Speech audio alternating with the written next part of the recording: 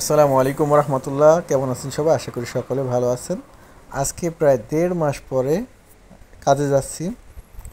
1.5 মাস বসে আছি, আসলে অনেক কিছু সমস্যার কারণে এই প্রবাসে কাজ করতে পারি নাই। তো 1.5 মাস পরে আমারই এক বন্ধুর সাথে কাজে যাচ্ছি।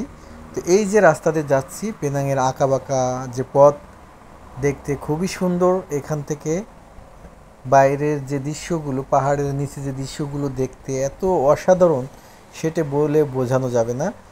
দেখতে পাচ্ছেন যে আমরা আঁকাবাঁকা পথ ধরে চলেছি এই মোটর নিয়ে।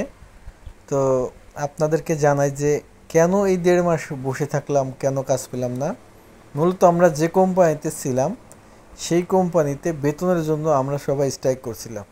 তো স্ট্রাইক করার পরে 9 দিন স্ট্রাইক করার পরে আমরা যখন ডিউটিতে জয়েন করি, তারপরে সেখান থেকে আমাদেরকে বলা হলো যে আমাদের আর কাজ নাই।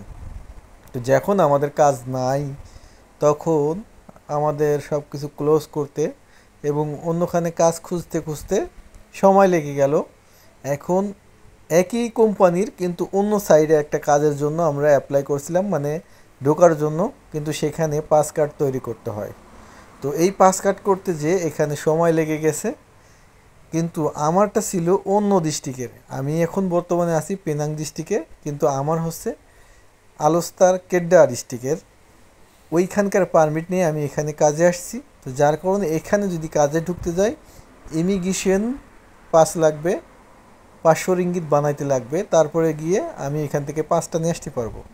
কিন্তু সমস্যা হলো একটা, সেটা হলো আমি ভিসা লাগাইতে দিয়েছি, কিন্তু এখনও বসের কাছ থেকে আমি সেই পাসপোর্টটা আনতে পারিনি। কারণটা হলো আমি এখনও বেতন পাইনি। বেতন না পাওয়ার কারণে বসের থেকে ভিসা লাগা পাসপোর্ট আমি নিয়ে আসতে পারিনি। তো যার কারণে আমি দীর্ঘ 1.5 মাস বসে থাকার পরে আজকে আমারই এক বন্ধুর সাথে কাজে যাচ্ছি।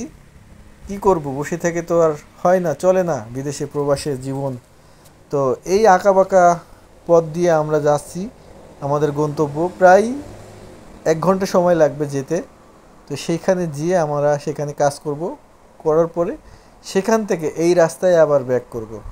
তো প্রবাসী জীবনে আমাদের যে কি পরিমাণ কষ্ট করতে হয়, দেখতে পাচ্ছেন যে বাসটা গেল, এটা হচ্ছে যাত্রীবাহী বাস। আর এই বাসে করে কিন্তু দূর, মানে এই পেনাং শহরের ভিতরে যে যেখানে যায়, এই বাসে করেই কিন্তু যাওয়া আসা করতে হয়। তো আমি আর আমার এই বন্ধু অনেক দিন পর তার সাথে দেখা, আর সেও ফোন করছে যে তার একটা লোক লাগবে। আসলে আমিও বেকার বসে আছি, তো ভাবলাম তাহলে তার সাথে যাই। একদিন গেলে তো অন্তত কিছু টাকা তো হবে যে, তো সেই জন্য আর কি আমি তার সাথে রওনা দিলাম। সবাই আমার জন্য দোয়া করবেন। আল্লাহ হাফেজ, আসসালামু আলাইকুম।